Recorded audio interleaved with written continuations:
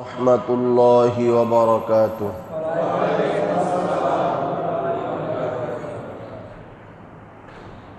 الحمد لله وكفى وسلام على عباده الذين اصطفى. أما بعد فأعوذ بالله من الشيطان الرجيم. بسم الله الرحمن الرحيم. إنه من سليمان وإنه بسم الله الرحمن الرحيم. ألا تعلوا علي وأتوني مسلمين. آمنت بالله صدق الله مولانا العظيم. وقال صاحب القرآن رسول الله صلى الله عليه وسلم: المرء مع من أحبه، أو كما قال النبي عليه الصلاة والسلام.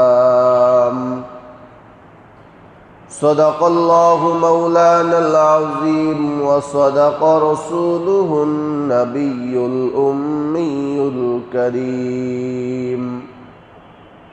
ونحن على ذلك لمن الشاهدين والشاكرين والذاكرين، والحمد لله رب العالمين. सूरज ने दिया अपनी शुआओं को ये पैगाम, सूरज ने दिया अपने शुआओं को ये पैगाम। दुनिया है अजब चीज़ को भी सुबह को भी शाम, दुनिया है अजब चीज़ को भी सुबह को भी शाम। दुनिया में हो दुनिया का तलबगार नहीं हो, दुनिया में हो दुनिया का तलबगार नहीं हो। बाजार से गुजर हो खरीदार नहीं हो, बाजार से गुजर हो खरीदार नहीं हो। उल्फत में बराबर के वफा हो के जफा हो, उल्फत में बराबर के वफा हो के जफा हो। हर चीज़ में लज्जत है अगर दिल में मज़ा हो, हर चीज़ में लज्जत है अगर दिल में मज़ा हो। সকলে মোহাব্বত সে দুরূদ ইব্রাহিম পাঠ করি। আল্লাহুম্মা সাল্লি আলা মুহাম্মাদিন ওয়া আলা আলি মুহাম্মাদ কামা সাল্লাইতা আলা ইব্রাহিম ওয়া আলা আলি ইব্রাহিম ইন্নাকা হামিদুম মাজিদ। اللهم بارك على محمد وعلى آل محمد كما باركت على إبراهيم وعلى آل إبراهيم إنك حميد مجيد. أستغفر الله الذي لا إله إلا هو الحي القيوم وأتوب إليه لا حول ولا قوة إلا بالله العلي العظيم. أستغفر الله الذي لا إله إلا هو الحي القيوم وأتوب إليه لا حول ولا قوة إلا بالله العلي العظيم. আলহামদুলিল্লাহ, আল্লাহ পাকের দরবারে লাখো কোটি শুকরিয়া আদায় করি যে মহান আল্লাহ তাআলা আপনাকে আমাকে সুস্থ রেখে ভালো রেখে এখানটা বন্ধ করে দেন। আল্লাহ পাক রব্বুল আলামিনের পবিত্র হুকুম জুমার নামাজ পড়ার উদ্দেশ্যে মসজিদে আসার বসার কিছু কথা বলার শোনার তৌফিক দান করলেন। সেই দয়াময় আল্লাহ পাক রব্বুল আলামিনের আলিশান দরবারে শুকরিয়া আদায় করি মুসলমান হিসাবে ঈমানের আওয়াজ উঁচু করে এক আওয়াজ উচ্চ কণ্ঠে সকলেই কালেমত শুকর উচ্চারণ করি আলহামদুলিল্লাহ। লক্ষ কোটি দুরূদ ও সালাম বিশ্ব মানবতার কান্ডারি, বিশ্ব মানবতার মুক্তির দিশারি সাইয়্যিদুল মুরসালিন রাহমাতুল লিল আলামিন খাতামুন নবিয়্যিন ইমামুল মুরসালিন হযরত মুহাম্মদুর রাসূলুল্লাহ সাল্লাল্লাহু আলাইহি ওয়া আলিহি ওয়া সাল্লামের উপর।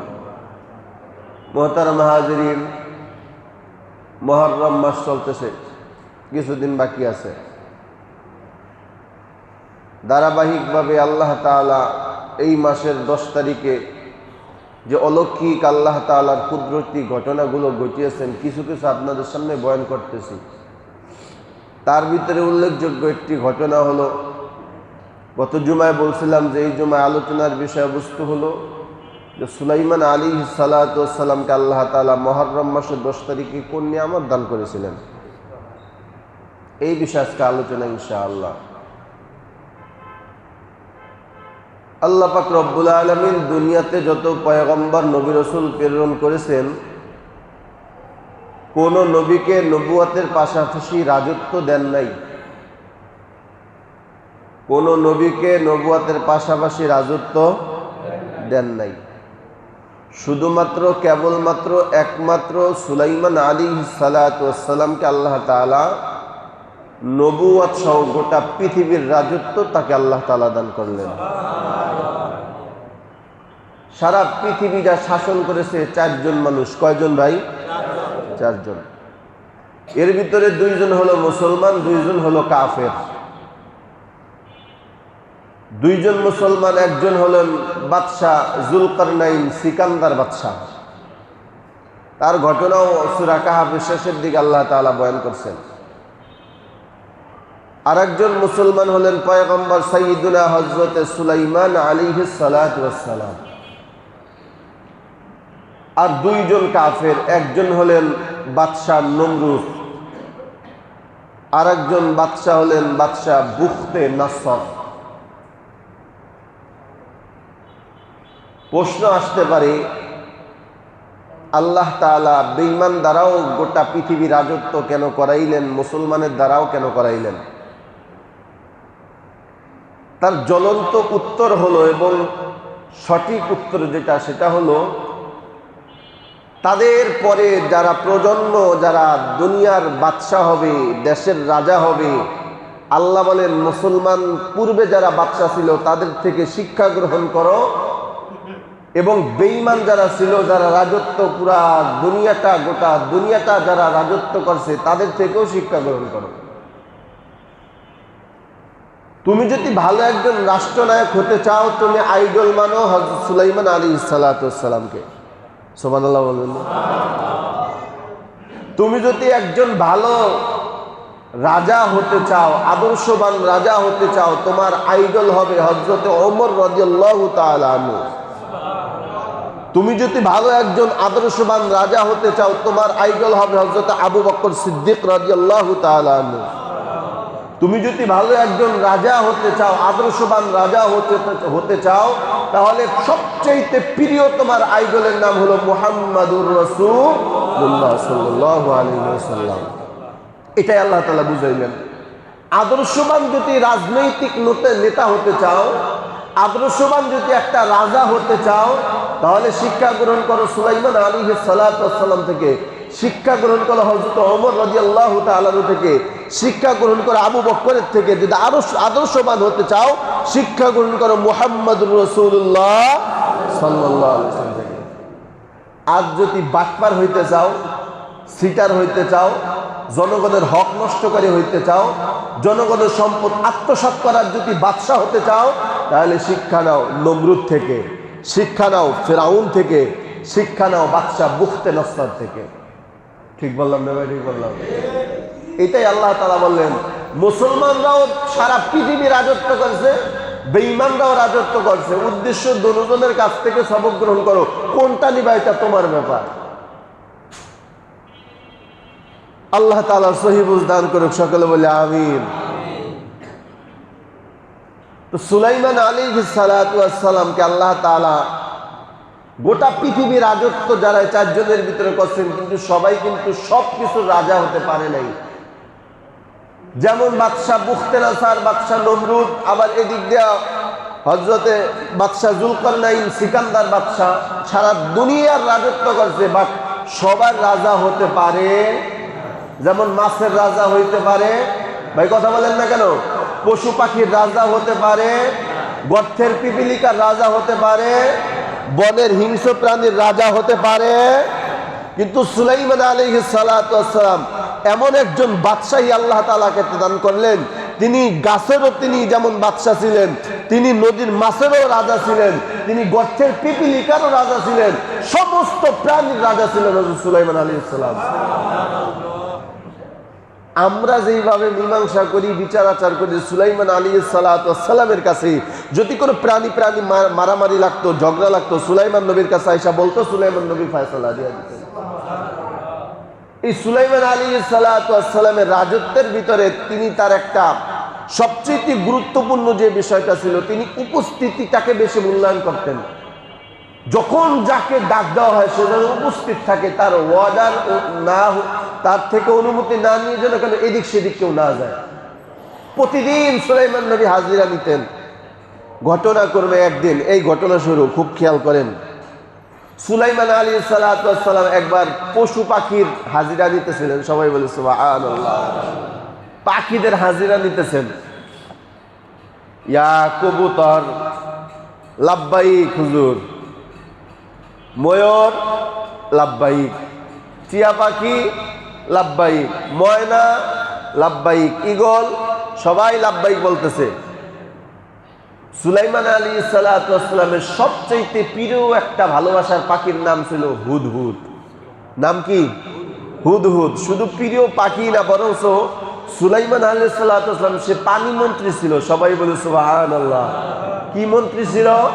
পানি মন্ত্রী ছিল। হুদহুদ পাখিকে আল্লাহ তাআলা এমন একটা গুণ দান করছেন, সে নাকটা লাগাইলেই বুঝতে পারতো এখানে পানি আছে। সুবহানাল্লাহ। তো সুলাইমান আলাইহিস সালাতু ওয়াস সালাম এইভাবে পাখিদের হাজিরা নিতেছেন। হঠাৎ করে ডাক দিলেন, ইয়া হুদহুদ আইনা আনতি, হুদহুদ কোথায়? হুদহুদ কোথায়? কোনো সারা শব্দ নাই। তার মানে হুদহুদ এখানে গায়রে হাজির হয়ে গেছে, অনুপস্থিত। আল্লাহ পাক রব্বুল আলামিনের কোরআনে এই কথাটাই বলে, وَتَفَقَّدَ الطَّيْرَ فَقَالَ مَا لِيَ لَا أَرَى الْهُدْهُدَ أَمْ كَانَ مِنَ الْغَائِبِينَ। সুলাইমান আলাইহিস সালাতু ওয়াস সালাম পাখিদের হাজিরা নিতেছেন, হঠাৎ করে হুদহুদ গায়রে হাজির হয়ে গেছে, উপস্থিত না। সুলাইমান আলাইহিস সালাতু ওয়াস সালাম বিষম রাগ করলেন, অনেক রাগ করলেন। রাগ করে হুদহুদের ব্যাপারে তিনি 3টা সিদ্ধান্ত নিলেন। যেরকম কয়টা? 3টা সিদ্ধান্ত নিলেন। খুব মজার ঘটনা, খুব মনোযোগ সহকারে শুনেন।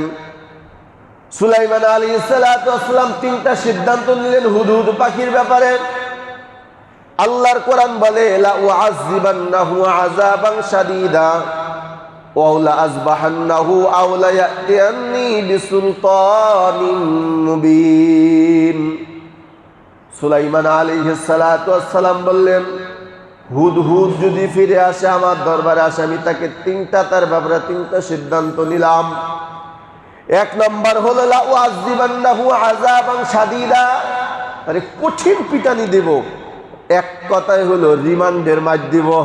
কিসের মার দিব? রিমান্ডের মার দিব, কঠিন শাস্তি দিব। এরপরে যদি আমার জাল না মিটে, লা উআযিবান্নাহু, তাকে আমি হত্যা করব। কি করব? একেবারে হত্যা করব, দুনিয়ার থেকে বিদায় করে দেব। তাহলে 1 নম্বরে সিদ্ধান্ত নিলেন কঠিন শাস্তি দিবেন। 2 নম্বরে সিদ্ধান্ত নিলেন যদি আমার জাল না মিটে তাহলে আমি তাকে হত্যা করব। লা উআযিবান্নাহু আযাবান শাদীদা আও লা আযবাহান্নাহু আও লা ইয়াতিয়ান্নি বিসুলতানিন মুবিন। 3 নম্বর আমি দায়িত্ব গ্রহণ করলাম। 3 নম্বর আমি সুলাইমান বলতেছি উল্লেখযোগ্য যদি কারণ বসাইতে পারে আমি হুদহুদকে ক্ষমা করে দেব। সুবহানাল্লাহ। তাহলে কয়টা সিদ্ধান্ত নিলেন? 3টা সিদ্ধান্ত। হয় তাকে কঠিন শাস্তি দিবেন, জাল না মিটলে হত্যা করবেন। 3 নম্বরে যদি উল্লেখযোগ্য কারণ দেখাইতে পারে কি করে দিবেন? ক্ষমা করে দিবেন। সুলাইমান আলাইহিস সালাতু ওয়াস সালাম কথাটা বলা মাত্র ফামাকাসা গায়রা বাঈদিন ফাকালা মা লিয়া লা আরাল হুদহুদ, কিছুক্ষণের ভিতরেই হুদহুদ সুলাইমান নবীর সামনে হাজির হয়ে গেছে। সুবহানাল্লাহ। হুদহুদ তাকায় দেখতেছে সুলাইমান নবীর চেহারা রাগে লাল হয়ে গেছে, কঠিন শাস্তি আমার জন্য অপেক্ষা করতেছে। ফামাকাসা গায়রা বাঈদিন ফাকালা আহাদ বিমা লাম তুহিত বিহি ওয়াজিতুকা মিন সাবাইন বিনাবাইন ইয়াকিন। আল্লাহর কোরআন বলে সুলাইমান আলাইহিস সালাতু ওয়াস সালামের রাগ গোসা হুদহুদ বুঝতে পারছে। হুদহুদ পাখি বোঝার পর ডাক দেয়, পয়গম্বর সুলাইমান আপনি আমারে আল্লাহর রাস্তায় মাফ করে দেন। সুবহানাল্লাহ বলেন। আমি অন্যায় করেছি, আমি ভুল করেছি, মেহেরবানি করে আমাকে মাফ করে দেন। সুলাইমান নবীর আগের মাথায় কয়, বল কই গেছিলি? আমার অনুমতি ছাড়া তুই কোথায় গেছিলি?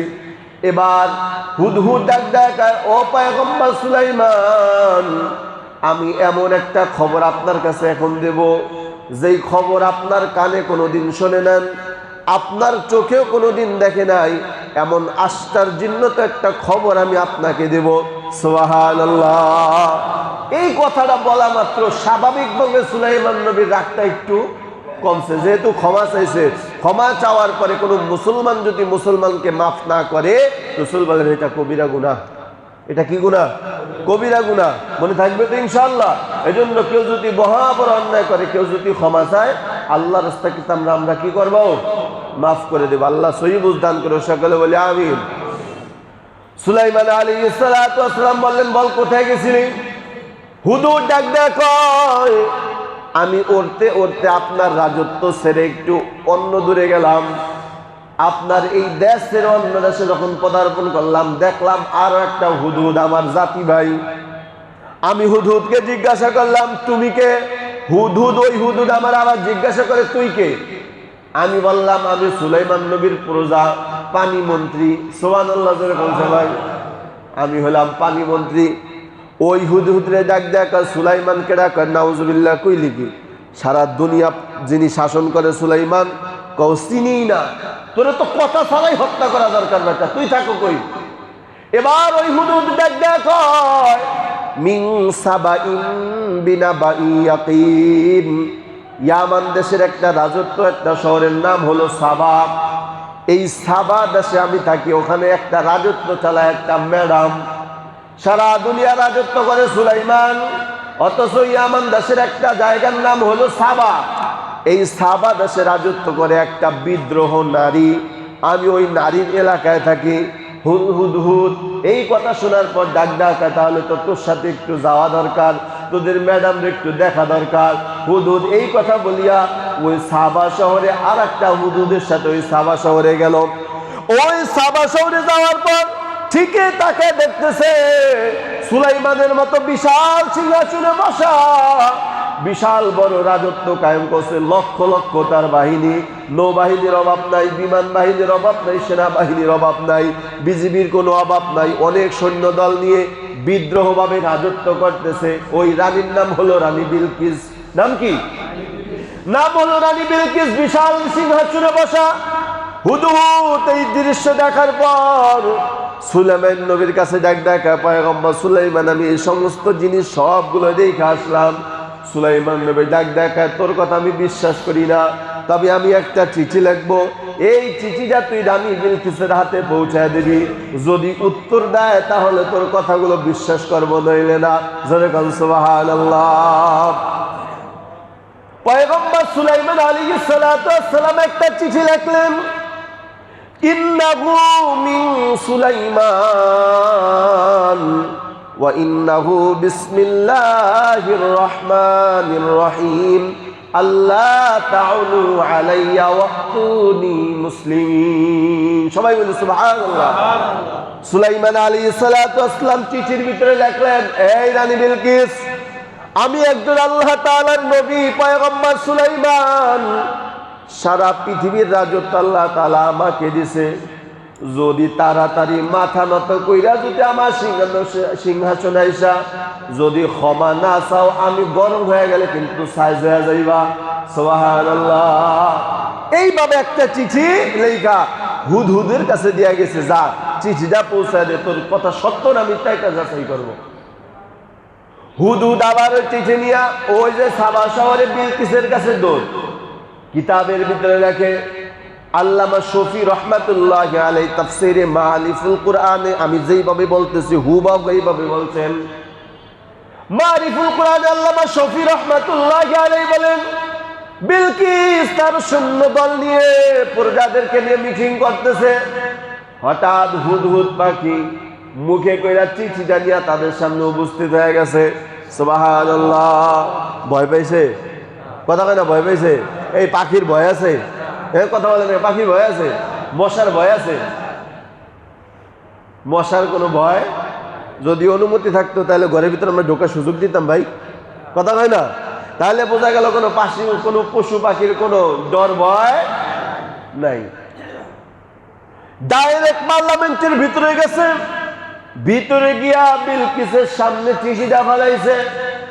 সবাই দেখা ভয় পেয়ে গেছে, নাকি কাফনের কাপড়ে দিল কেউ, ভয় পেয়ে গেছে। চিঠি দেখা চিঠিটা খুলল, বিলকিস চিঠিটা খুইলা দেখে রাষ্ট্রীয় সিল মারা।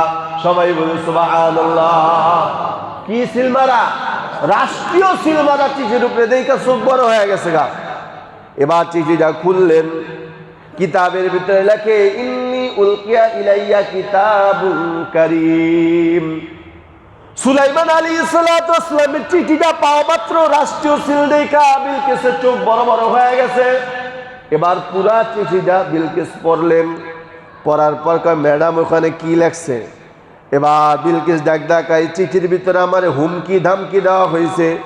বলছে যে আমি যদি মাথা নত না করে সুলাইমানের সিংহাসনে গিয়া যদি মাথা নত না করি, তাহলে সুলাইমান আমাদেরকে শাস করে দুনিয়ার থেকে বিদায় করে দিবে। এই কথা বলার পর আল্লাহর কুরআন বলে, ক্বালা উলকিয়া ইলাইয়া কিতাবুন কারীম। ওই রাজা প্রজারা যারা ছিল, ওই রানী বিলকিসের সবাই বলে, ক্বালু নাহনু উলি কুওয়াতিন, আমরা শক্তিশালী। আমরা কি? আমরা হলাম শক্তিশালী। ক্বালু নাহনু উলি কুওয়াতিন, কুওয়াতুন মানে শক্তিশালী। বিলকিসের প্রজারা বলতেছে, ক্বালু নাহনু উলি কুওয়াতিন ওয়া উলি বাসিন শাদীদ, আমাদের সৈন্য দলের কোনো অভাব নাই, সেনাদের কোনো অভাব নাই, নৌবাহিনীর বিমান বাহিনীর কোনো অভাব নাই। এত টেনশন কেন? অর্ডার দেন সুলাইমানকে সাজ করব।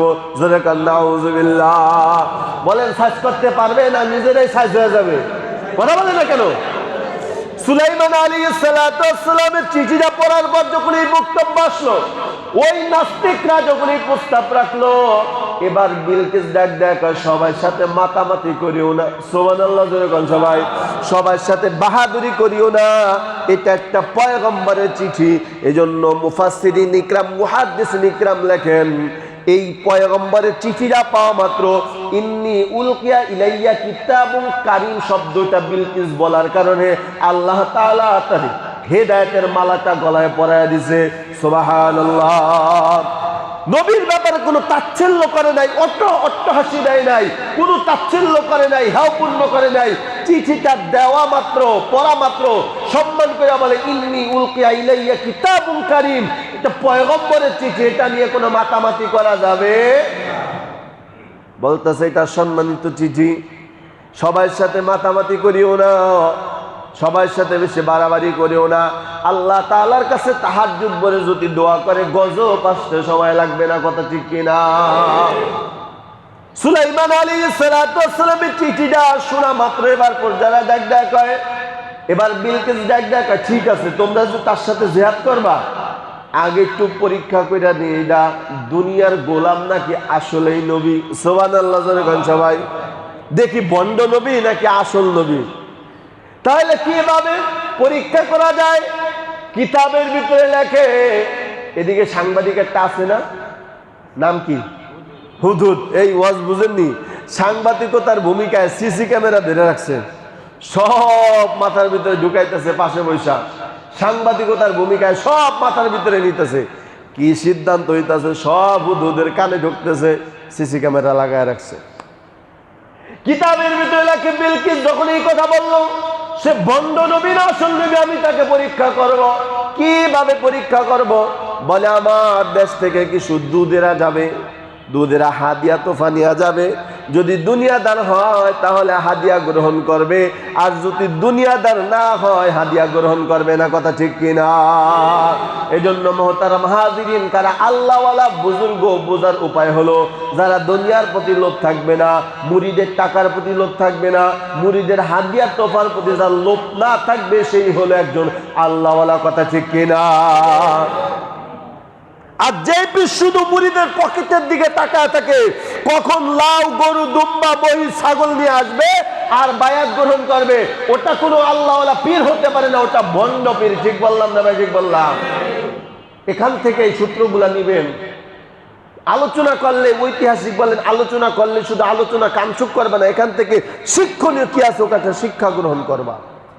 কসাসুল আউয়াজিন মাওয়াইজুল আখিরিন, আরবি প্রবাদ হলো পূর্বের ইতিহাস বর্তমান প্রজন্মের জন্য একটা শিক্ষা। সুবহানাল্লাহ। সুলাইমান আলাইহিস সালাতু ওয়াস সালামের ওই যে হুদুদ পাখি সব কানের ভিতরে ঢুকাইতেছে। এবার বিলকিস ডাক ডাকা, তোমরা হাদিয়া নাও। কয় কি নিবা? কোন কিতাবে লেখছে 500, কোন কিতাবে লেখছে 5টা, কোন কিতাবে লেখছে 50টা। তবে 5টা প্রসিদ্ধ মত। ইমামে শফি রহমাতুল্লাহ আলাইহি মারিফুল কোরআনে লেখে, 5টা স্বর্ণের ইট। কয়টা ইট? 5টা স্বর্ণের ইট নিয়া বলে ওই বিলকিস রমণীর সাথে তোমরা দেখা, ওই সুলাইমান নবীর সাথে দেখা করবা। যদি সুলাইমান নবী গ্রহণ করে তাহলে বুঝবা ভণ্ড নবী, আর দেরি নাই, তার সাথে আমরা যুদ্ধ করব। কথা ঠিক কিনা? এদিক দিয়ে হুদহুদ পাখি সব খবর সুলাইমান নবীর কাছে আইতে আছে। একটু অপেক্ষা করেন, আপনাকে পরীক্ষা করার জন্য আইতেছে। সুলাইমান নবী ডাক ডাকা, কি নিয়ে আসতেছে? স্বর্ণের 5টা ইট নিয়ে আইতেছে। কয়টা? স্বর্ণের 5টা ইট নিয়ে আসতেছে। সুলাইমান আলাইহিস সালাতু ওয়াস সালাম বুঝা ফেলাইছে, আমারে রানী বিলকিস তো মোটামুটি চালাক, আমারে পরীক্ষা করার জন্য এই জিনিসগুলা সাজাইতেছে, পরিকল্পনা করতেছে। তাহলে কি করা যায়? আমার আল্লাহ তাআলা দুনিয়ার রাজত্ব দিচ্ছে, এটা তাকে দেখানো দরকার এবং বোঝানো দরকার। কথা ঠিক কিনা? সুলাইমান নবী ডাক ডাক, ওই জিনেরা কই গেলি? তাড়াতাড়ি আয়, এখান দিয়া প্রায় 30 কিলোমিটার পর্যন্ত একটা স্বর্ণের রাস্তা বানা। জোরে কোন সুবহানাল্লাহ।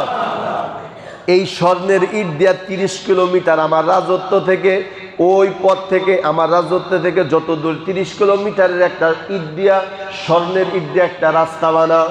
যখন রাস্তা বানানো হলো, কিতাবের ভিতরে লেখে, এবার সুলাইমান নবী ডাক দেয়া কয়, ওরা যেই কয়টা ইট ওই পাত্রের ভিতরে, ব্যাগের ভিতরে কইরা নিয়ে আসতেছে, ওই কয়খানি এখান থেকে উঠায় ফেলা। জোরে কোন সুবহানাল্লাহ।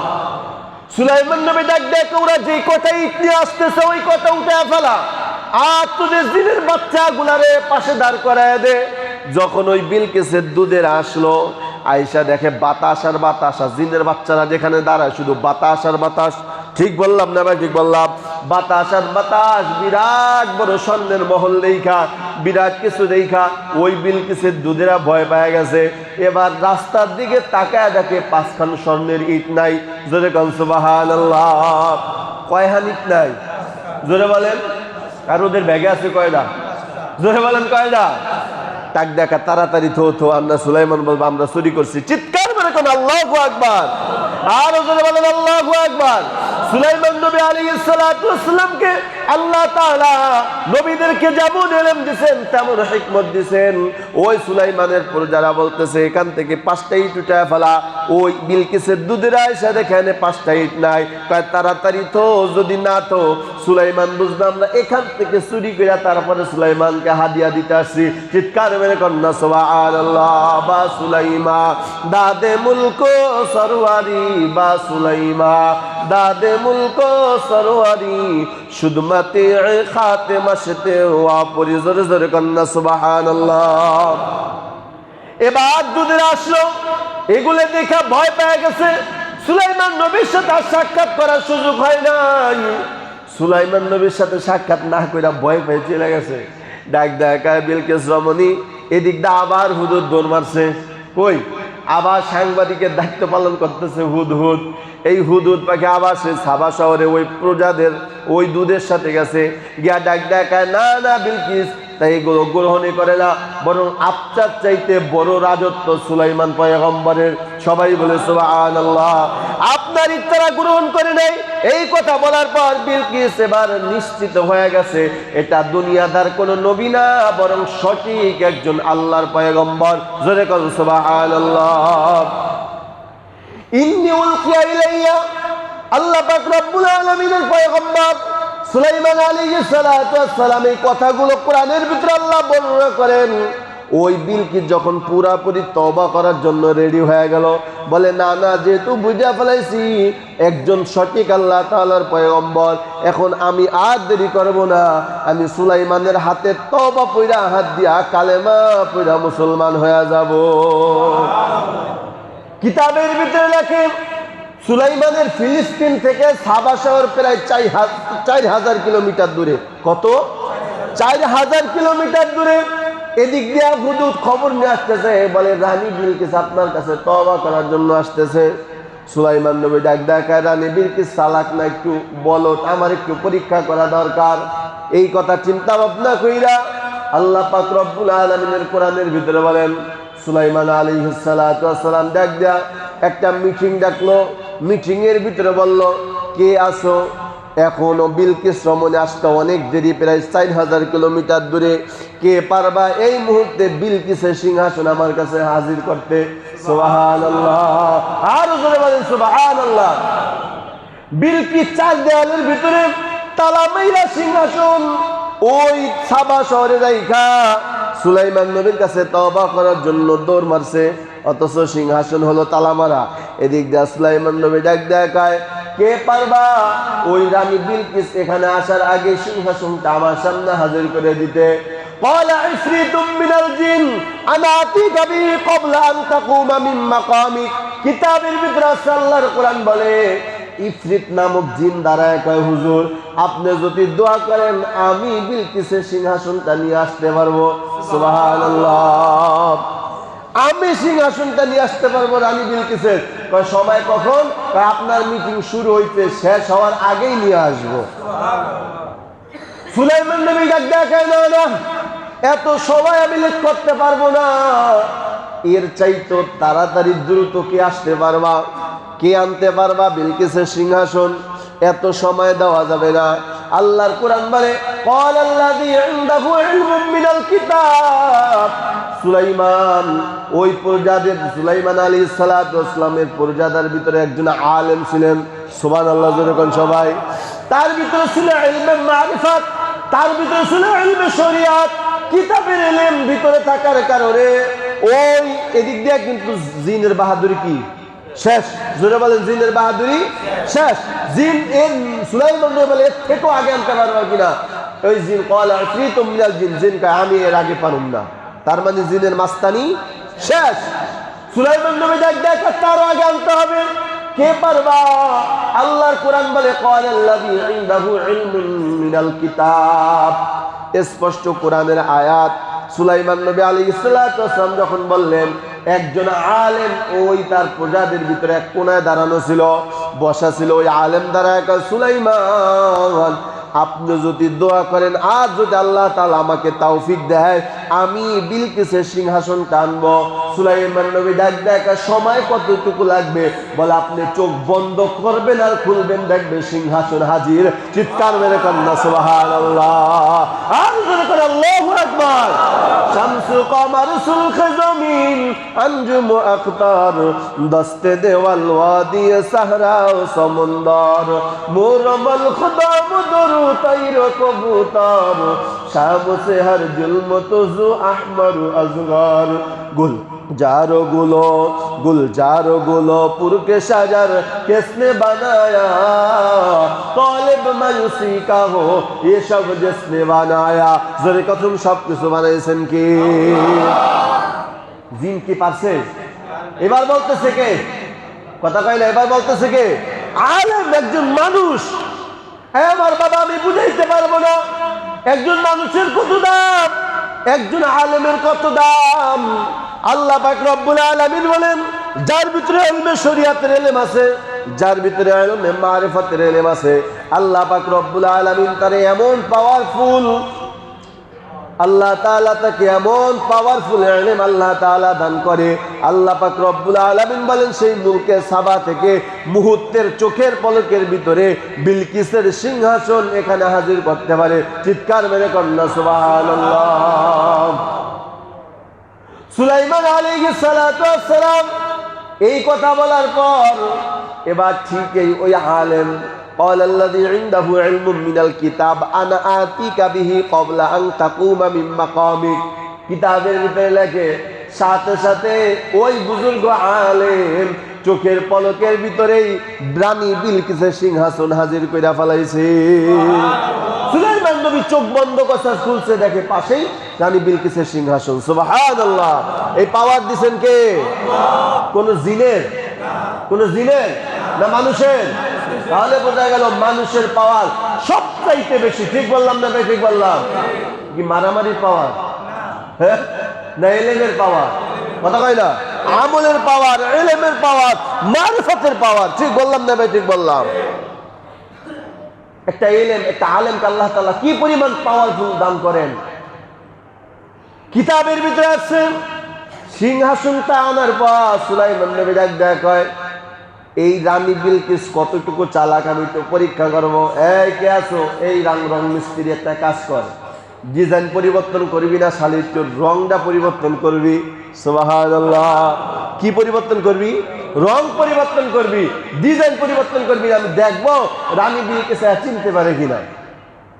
কিতাবের ভিতরে লেখে রানী বিলকিস হাজির হয়ে গেছে, তবে এমটা আসে নাই, ওরা 2 হাত পর্যন্ত ঘুমটা দিয়ে আসছে। সুবহানাল্লাহ জোরে কোন সবাই।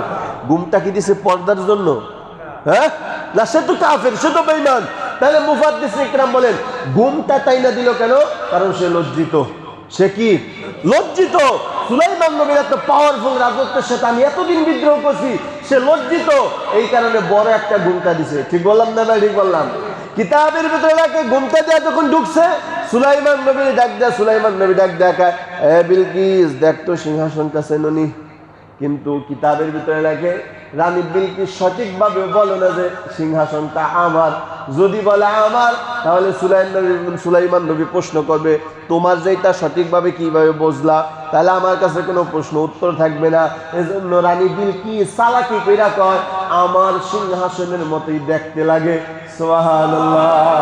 আর যখন সুবহানাল্লাহ, সুলাইমান নবী বুঝতে পারছে চালাক না বলত? কথা হয় না? চালাক না বলত? চালাক। কিতাবের ভিতরে আছে সুলাইমান এই জায়গাটা আটকাইতে পারলাম না, তাহলে আর একটা পরীক্ষা করি। সুলাইমান নবী যেখানে রাত সেখানেই কাজ। তখতে সুলাইমানি নিয়ে সারা পৃথিবী ভ্রমণ করেন সুলাইমান। তিনি কিন্তু যেহেতু তার চিফ গেস্ট আসছে, তার জন্য একটা রুম করা দরকার, আলাদা কামরা বানানো দরকার।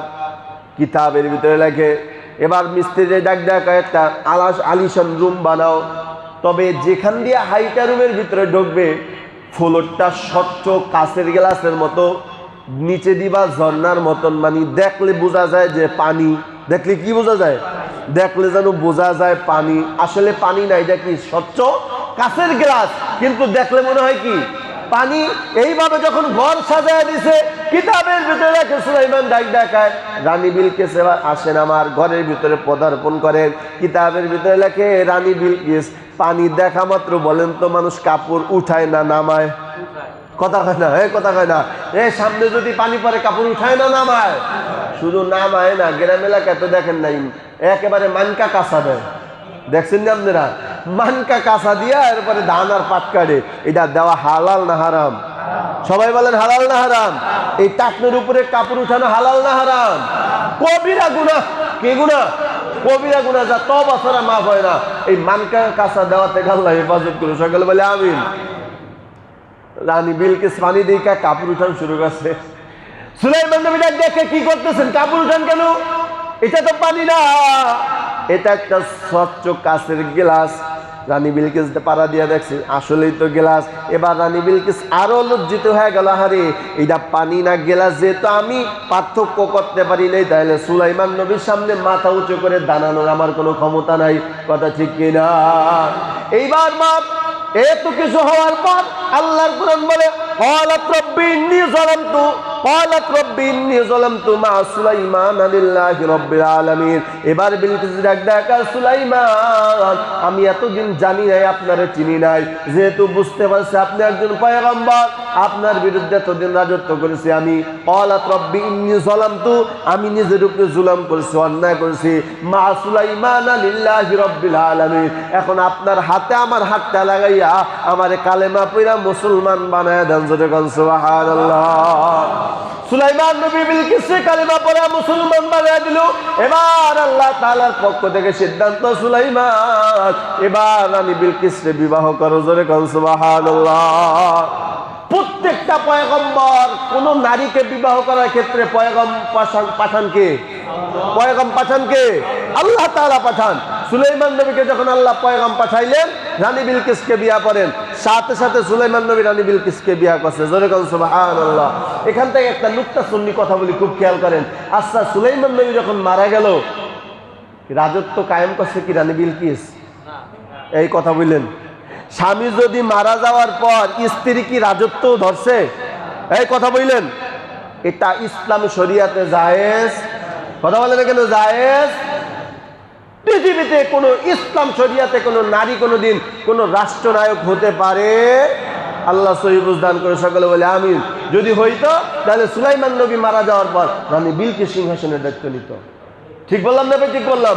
আমার নবী দুনিয়ার থেকে বিদায় হওয়ার পর আম্মাজান আয়েশা রাজত্বের দায়িত্ব নিত, কিন্তু এটা হয়েছে? যেহেতু হয় নাই, অতএব মুসলমানের জন্য নারী নেতৃত্ব হারাম। জোরে বলেন নারী নেতৃত্ব হারাম। আল্লাহ সহি বুঝদান করে সকলে বলে আমিন।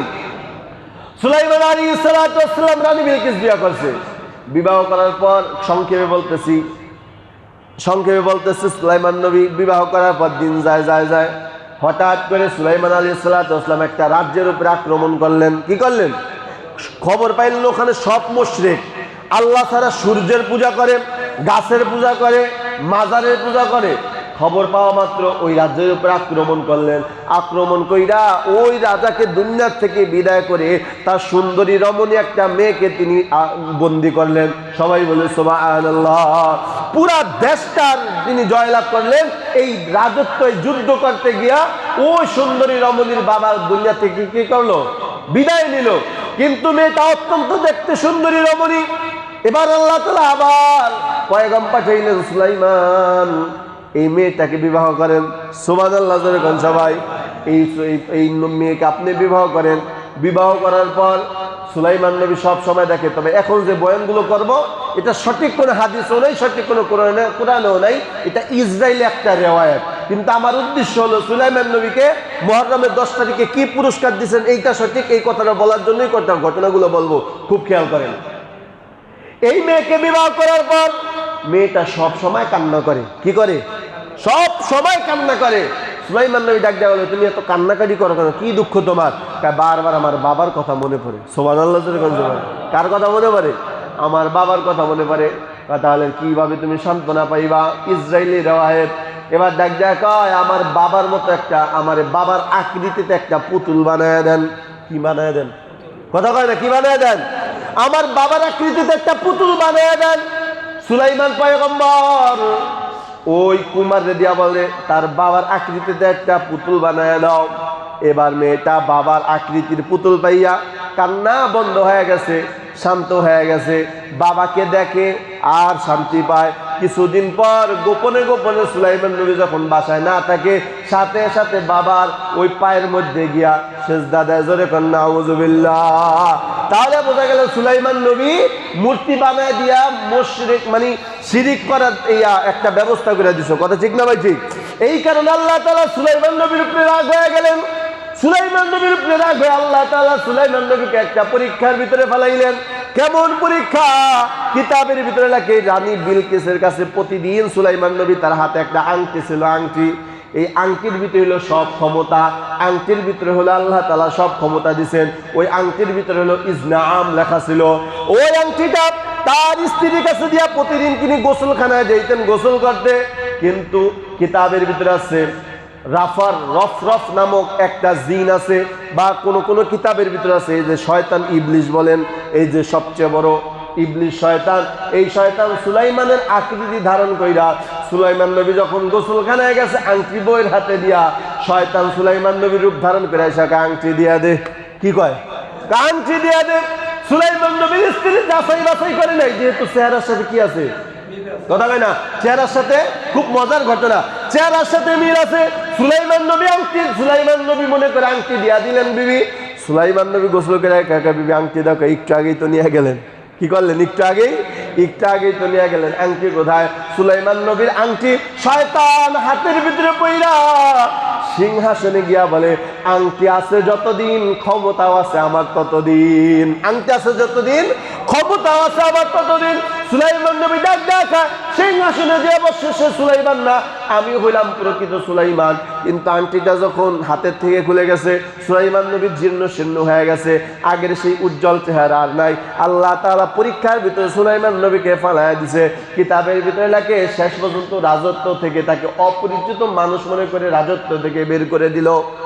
রাজত্ব থেকে বের করে দেওয়ার পর সুলাইমান নবী ক্লান্ত, হাঁটতে হাঁটতে কিছু জেলের কাছে গেছে। জেলেরা মাছ ধরে, জেলের কাছে গিয়া কানে সুলাইমান, যেই পয়গম্বর সুলাইমানকে আল্লাহ দুনিয়াতে পাঠাইছে আমি সেই সুলাইমান, কিন্তু সেই সুলাইমানের আকার আকৃতি চেহারার ভিতরে কিছুই নাই, যেহেতু আংটি নাই তার মানে কিছুই তার হাতে নাই, কোনো রাজত্বই নাই। সুলাইমান নবী বলতেছে আমি সেই সুলাইমান। ওই জেলেরা ওরা কইরা মাছ দেওয়া তো দূরের কথা, তাকে অনেক আঘাত করলো, প্রহার করলো, মারধর করার পর সুলাইমান নবীকে ওখান থেকেও তাড়ায় দিল। এদিক দিয়া ঘটনা ঘটে গেল কি, একদিন না 2 দিন না 40 দিন অতিবাহিত হয়ে যাওয়ার পর প্রজাদের ভিতরে কানা গোসা শুরু হয়ে গেছে যে এইটা তো সুলাইমান না, কেমন জানি নিয়মতান্ত্রিককে অনেক বেশ কম দেখা যায়। কি কথা বলেন না কেন? একটা মানুষ যদি প্রতিদিন যেই কাজ করে হঠাৎ যদি ওই কাজটা না করে সন্দেহ ঢোকা যায় স্বাভাবিক। কি ঠিক না ভাই? ঠিক। হঠাৎ করে আশ্চর্য হয়ে গেল ব্যাপার কি, সুলাইমান নবী তো জীবনে এই কাজ করে নাই, তাহলে এই কাজ কেন করলো? রাজা প্রজাদের ভিতরে কানা গোসা শুরু হয়ে গেল, তাহলে এইটাকে আসলে সুলাইমান কিনা। গোপরে খবর নিল স্ত্রীদের কাছে, এই বলো তোমরা কি তার ভিতরে কোনো অস্বাভাবিক আচরণ পাও কিনা? আমরা যাকে সুলাইমান মনে করতেছি, প্রত্যেকটা স্ত্রী জবাব দেয় আমরা অনেক দিন যাবত একটা অস্বাভাবিক আচরণ তার ভিতরে লক্ষ্য করতেছি। কয় সেটা কি? আমাদের সাথে মিলন করার পর ফরজ গোসল করে না, জোরে কান নাউজুবিল্লাহ, আর জোরে বলেন নাউজুবিল্লাহ। আমাদের সাথে মিলামেশা করার পর কি করে না? ফরজ গোসল। এবার বুঝা ফেলাইছেন এটা তো আসলে শয়তান সুলাইমান না, ওই যে আলেম সিংহাসন আছে ওই আলেম ডাক ডাকা। তাহলে একটা কাজ করো, তাহলে প্রমাণ হয়ে যাক আসলে এটা সুলাইমান না শয়তান। তাওরাত কিতাব পড়া আরম্ভ করে দাও। তাওরাত কিতাবের আওয়াজ আল্লাহর, কোরআনের আওয়াজ আল্লাহর কিতাব। তাওরাতের আওয়াজ পাওয়া মাত্র শয়তান আর এখানে থাকতে পারবে না, শয়তান রাজত্ব ছেড়ে পালায়া যাবে। সুবহানাল্লাহ। কিতাবের ভিতরে তাওরাত কিতাব পড়া আরম্ভ করে দিল। তাওরাত কিতাব পড়ার কারণে জ্বালা পোড়া শুরু হয়ে গেছে শয়তানের ভিতরে, শয়তান রাজত্ব ছেড়ে পালাইছে। তবে যাওয়ার সময় আংটিটা নদীর ভিতরে ফালায়া গেছে, আর ওই আংটিটা একটা মাছ খেয়ে ফেলছে। সুবহানাল্লাহ। কিতাবের ভিতরে লেখে ওই যে সুলাইমান আলাইহিস সালাম একাধারে 40 দিন পর আরেক জেলের কাছে গিয়া কয় ভাই আমি সুলাইমান। এবার সুলাইমানের কথা বলে না, তাহলে তা আবারও মারি খাইব। ডাক দেখা ভাই আমারে কিছু হাদিয়া দাও, আমি অনাহার, অনেক দিন যাবত আমি ক্ষুধার্ত, আমি অসুস্থ, আমাকে কিছু হাদিয়া দাও। জেলেরা তাদের প্রতি মায়া জন্মাইল, মায়া জন্মানোর কারণে 2টা মাছ দিল। কয়টা মাছ? 2টা মাছ দিল। একটা মাছ সুলাইমান নবী বাজারে বিক্রি কইরা রুটির রোজগার করলো, রুটির ব্যবস্থা করলো। আর একটা মাছ নিজে কুটে তারপরে রান্না করে খাবার খাবে। যখন মাছটা কাটতে গেছে ওই মাছের পেটের ভিতরে দেখে তার সেই হারানো আংটি। চিৎকার মেরে কন্যা সুবহানাল্লাহ। সুলাইমান পয়গম্বর যখন এই মাত্র আংটিটা হাতে দিলেন তার সব কিছু আবার আগের মতো ফিরে আসলো। মুহতারাম হাজিরিন, এই আংটিটা শয়তান নেওয়ার পর আবার আল্লাহ তাআলা যেদিন এই আংটিটা সুলাইমান নবীর হাতে দিয়া দিলেন ওই দিন ছিল মুহররমের 10 তারিখ। চিৎকার মেরে কন্যা আল্লাহু আকবার। তাহলে মুহররমের 10 তারিখে সুলাইমান আলাইহিস সালাতু ওয়াস সালামকে আল্লাহ তাআলা আংটি দিয়া তাকে একটা বড় নিয়ামত পুরস্কার দান করলেন। সবাই বলে সুবহানাল্লাহ। মনে থাকবে তো ইনশাআল্লাহ। তাহলে মুহররম মাস মানে কারবালা না, মুহররম মাস মানে আশুরা না, বরং মুহররম মাসের 10 তারিখ আল্লাহ তাআলা বহু ঘটনা ঘটাইছেন। ঠিক বললাম না ভাই? ঠিক বললাম। আল্লাহ তাআলা কথাগুলোর প্রতি সর্বপ্রথম আমাকে আমাদের সকলকে সহি তরিকা আমল করার তৌফিক দান করে। সকলে বলে আমিন। আগামী জুমায় আলোচনার বিষয়বস্তু হলো আইয়ুব আলাইহিস সালাতু ওয়াস সালামকে আল্লাহ তাআলা এই মুহররম মাসের 10 তারিখে কি পুরস্কার দিয়েছিলেন। আসবেন তো ইনশাআল্লাহ আগে আগে। আল্লাহ কবুল করুক।